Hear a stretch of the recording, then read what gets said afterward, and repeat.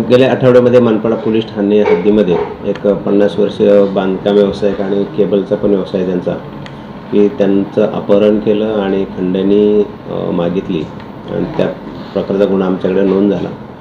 तर आमच्या detection officer संपत फडोळ आणि त्यांच्या टीमने महेश राळीभात यांनी त्यांच्या टीमने त्याच्यामधून उत्कृष्ट काम केलं. त्यातले आरोपी पण पकडले. आरोपी पकडल्यावर बराच मोठा खुलासा झाला त्या गुन्ह्यामध्ये, की जे व्यावसायिकांना अपहरण केलं होतं त्यांना कौटुंबिक काही अडचणी होत्या, त्यांना भविष्य पाहायचं होतं म्हणून त्यांनी गिरीश खैरे नावाच्या इसमाला ओळखीतल्यांना संपर्क केला आणि मग त्यांनी असा बहाणा बनवला खैरेंनी, की त्यांच्याकडे भविष्य पाहणारा एक माणूस आहे आणि तो भविष्य पाहून तुम्हाला काय तुमच्या अडचणी असेल दूर करेल. मग 24 सप्टेंबरला सकाळी ते गिरीश खैरे आले फिर्यादींच्याकडे आणि त्यांना भविष्य पाहण्याच्या बहाण्याने घेऊन गेले.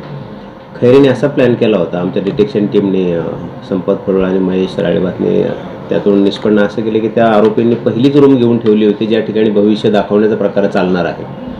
त्या सोबतीला त्या आरोपींनी विनायक कराडे नावाचा एक मुलगा घेतला होता, जो ॲक्च्युली प्लंबर आहे पण त्याला भविष्य सांगणारा असा त्यांनी बनवला होता. दुसरा विनय कुमार यादव आहे. अशा त्या आरोपींच्या मदतीनं खैरेने असा प्लॅन केला होता. ज्यावेळेस त्याला त्या वृद्ध इस्माला त्या रूममध्ये घेऊन गेले आणि वृद्ध इस्माने तो हात दाखवला भविष्य दाखवण्यासाठी, तर विनायक कराडे हा जो भविष्यकार बनला होता खोटा, तर त्याने हात हातात घेतला आणि दुसऱ्या हाताने त्यांना चापट मारले. त्याच ठिकाणी त्या फिर्यादींच्या लक्षात आले की हा प्रकार फसवणुकीचा दिसतो आणि ताबडतोब दुसऱ्या आरोपीने पण विनायक यादव जो होता त्याने त्यांच्या डोक्याला पिस्टल लावला आणि 20 लाखाची खंडणी डायरेक्ट त्या ठिकाणी मागितली. मग ते उठण्याचा किंवा पळून जाण्याचा प्रयत्न करत असताना त्यांनी लगेच त्याला खुर्चीला दोरीने बांधून ठेवलं आणि 20 लाख रुपये आणायला सांगितलं. ते म्हणलं माझ्याकडे आता नाही आहेत. मग त्यांच्या घरी संपर्क मिसेसला करण्यास सांगितला. मग मिसेसला आणायला पण त्यातला एक आरोपी गेला, पण मिसेस त्याने असा बहाणा केला की ते ॲक्सिडेंट झालेला आहे तुमच्या मिस्टरांचा, तुम्ही चला म्हणून. ती मुलाला घेऊन येत असताना हे घाबरले की मुलगा आला तर सगळं उघड पडेल, म्हणून ते त्यांना न आणता परत आला माघारी. नंतर मिसेसला परत त्याने एक ॲक्सिडेंट झालेला आहे परत खैरे स्वतः गेला आणायला, त्यांना घेऊन आला. मग हे आरोपी पहिले जे होते ज्यांनी पिस्टल लावलं होतं खंडणीमध्ये, ते घाबरले आणि ते खैरे आणि त्यांची मिसेस याच्यावर पळून गेले.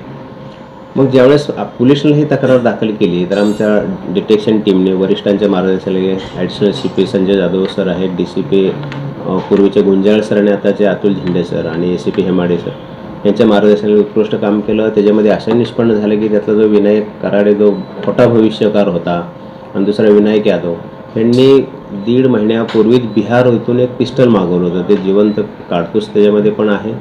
15,000 रुपये त्यांनी आणला आणि कट रचला होता.